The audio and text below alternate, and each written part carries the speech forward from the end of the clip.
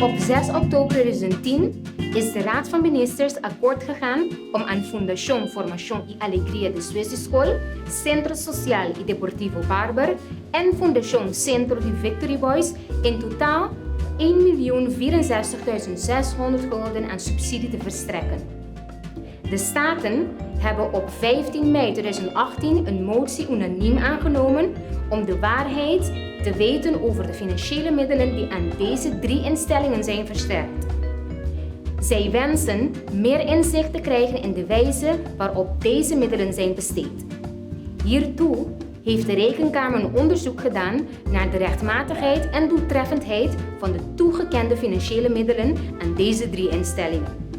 De Rekenkamer heeft de volgende stappen beoordeeld: aanvraag, toekenning en communicatie, uitbetaling, verantwoording, toezicht en vaststelling.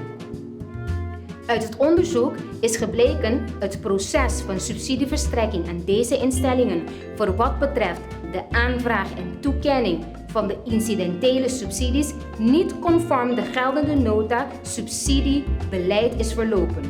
Tevens is het proces vanaf de uitbetaling tot en met vaststelling niet rechtmatig verlopen.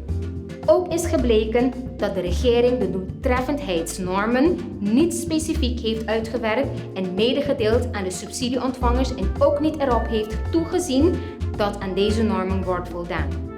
Als je meer wil weten hoe de regering deze 3 subsidies heeft behandeld en hoe deze subsidies besteed zijn door de 3 voornoemde instellingen, nodigen wij u uit om ons rapport Rechtmatig en doeltreffendheid van subsidies aan Fundashon Formashon y Alegria Despues di Skol, Centro y Deportivo Barber en Fundashon Centro die Victory Boys opgenomen op onze website www.arc.cw